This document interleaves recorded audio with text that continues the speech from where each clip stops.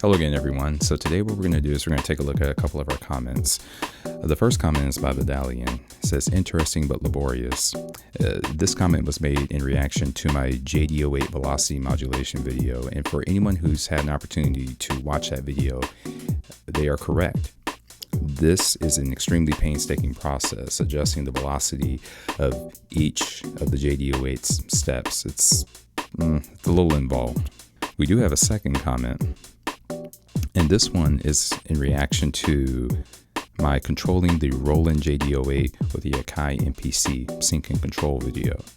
So Sani Espinosa 8323 says, just got my JD-08 secondhand and your videos have been a huge help. Please don't stop. Using an MPC live with the JD-08 with my setup and would love some more sound design tutorials. How to create good patches on the device. All right, so I figured what I'll do today is revisit velocity modulation, but this time around, we're going to take some of the labor-intensive work out of it by letting the MPC do all the heavy lifting for us. So let's take a look. Okay, everyone, so let's get started. So in front of us, we have a brand new project with the MPC. The MPC is connected to the JD-08 over here to my right, via a single MIDI cable via MIDI port A. So let's go ahead and get this initial setup out of the way. All right, so first things first, let's go into menu. Let's go into preferences, MIDI sync. And right now I have port A's output set for track. And that's exactly what I want for right now. All right, so let's go back to menu. Let's go back to our main page. Let's switch over to a MIDI track, and let's see. The only thing I'm interested in right now is making sure that my MIDI port is set to A. So now, whenever I tap the pads,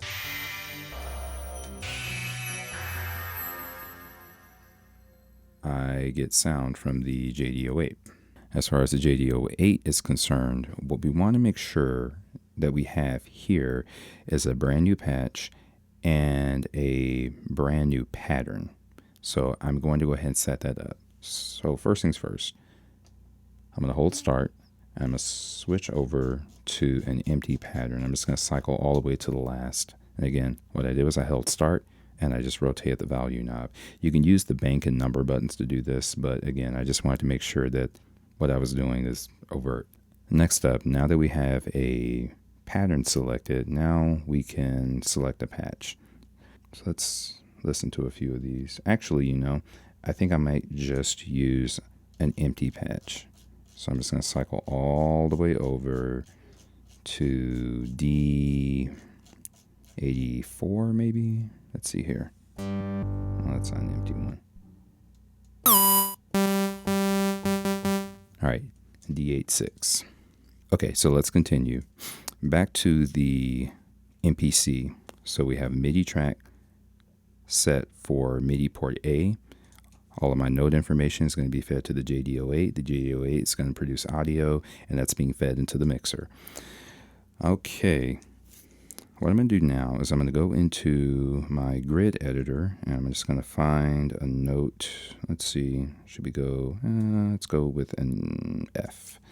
All right, and what I'm going to do is I'm going to draw F in for a single measure. That's not, well, that's B. But don't worry, I can transpose that by going here and going, wait a minute, I think I had that right. Yeah, that was F. Okay, sorry. All right, and just move that here. I'm also going to shorten this sequence length to 1 measure. So now, all right. So, and again, guys, essentially what's happening right now is that this node information is just being carried over to the JD-08, and the JD-08 is producing the audio for us. Okay, guys, so now we're going to go back over to the JD-08. I'm going to press Common, and what I'm going to do is I'm going to access the Envelope menu. That's button number 5. I'm going to press the value knob. So we have pitch velocity, pitch time, filter velocity, filter time, and amp velocity, amp time. Timing is basically more or less a delay effect. I'll explain that here in a moment. So let's see. All right, so what I'm going to do is I'm going to tap the value knob under pitch velocity. I'm going to dial that all the way up to 50. Exit. We're going to do the exact same thing for filter velocity. I'm going to dial that all the way up to 50. And you know what? Amp velocity, I'm going to leave alone for right now. Now, going back to time, this is basically determining how long it takes for the envelope to take effect. But I'll leave that at 0 for right now. Now, back to the MPC.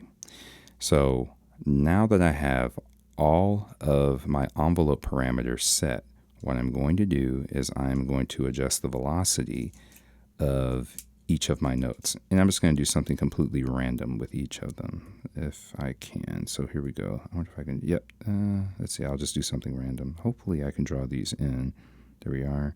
And now I should be able to, no, it's all moving. Oh, there we are at the release. All right, so I'm just going to draw these in kind of random intervals, random spikes. Let's see here. It's a little tricky. Okay, there we are. All right. Okay, now back over to the JD-08. What I'm going to do is I'm going to adjust the pitch and filter envelopes.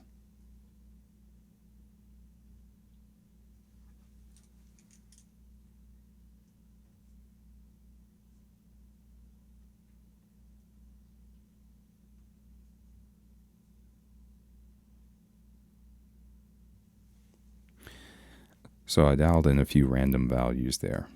But when I hit the play button, watch what happens.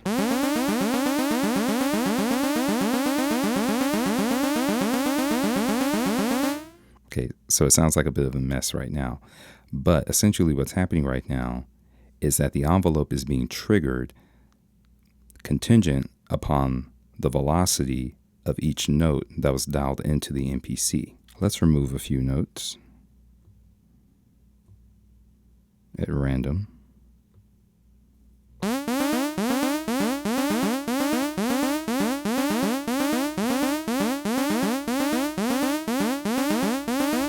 Gonna transpose that down.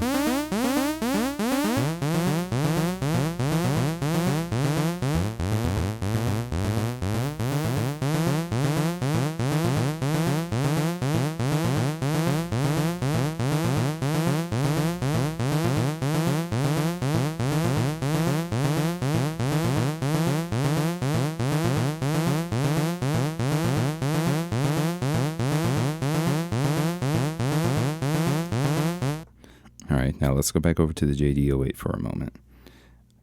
I'm going to make adjustments to the envelope as this pattern plays out.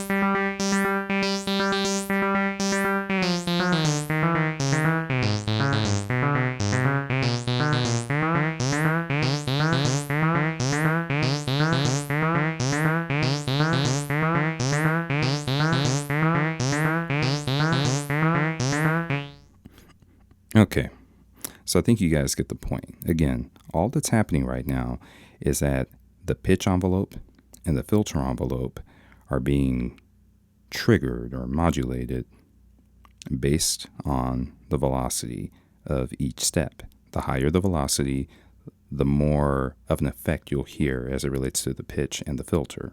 Okay, so there's one more thing I want to add. So let's just say, for example, you have a pattern that you like. But in order to produce that pattern, you would have to have the MPC linked to the JD-08, which is impractical. You would have to have both devices. So now what I'm going to do is I'm going to show you how to take the pattern and the velocity and imprint them onto the JD-08 sequencer. So first things first, what I'm going to do is I'm going to go back in the menu, go to Preferences, and I'm going to synchronize the MPC with the JD-08 via this sync button here underneath the MIDI sync menu. So what this is going to do is it's going to trigger the JD-08's sequencer. It's going to trigger the pattern at the press of the play button. But before I press the play button, what I want to do is I want to prep the JD-08 for recording. So in order for me to do that, I'm going to press Common. Well, I'm going to hold Common, press Effect. And then what that does is it takes me into the JD-08 sequencer. By the way, before you do this, make sure that you go into Common, outside of the sequencer, press 9 for MIDI, press the value knob, and make sure that your sync value is set to MIDI. So again, hold Common, press Effect. Now you're in the sequencer menu. Hold Note, press Start. Now you're in record mode. And so now all I have to do is press the play button of the MPC, and the JD-08 will start recording. But I only want this to go for a measure. Here we go.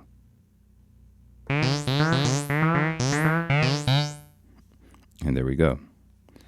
All right, now over to the JD-08. What I'm going to do is I'm going to hold Common, press Effects, go over to press Common again, go to MIDI, and now I can turn Sync to Internal,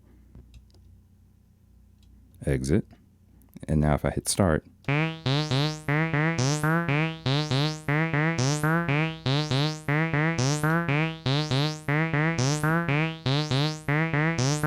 so now what has happened is not only did the JD-08 capture the notes, but it also captured the velocity per step. So in effect, what we've done is we've just recreated our pattern. And again, I can change the velocity, I can change the tempo and change other parameters as I see fit.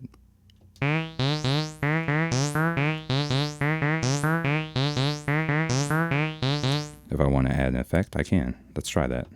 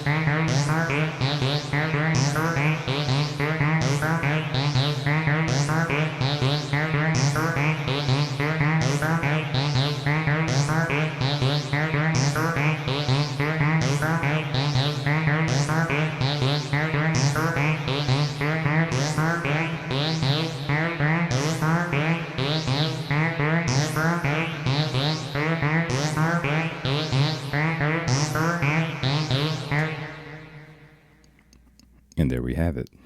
Okay, so one final thing. If you like your pattern, hold Start. We're on pattern B88. If I like it, what I'll do is I'll just find my pattern number, all the while holding Start, press it, hold it. then the pattern gets saved.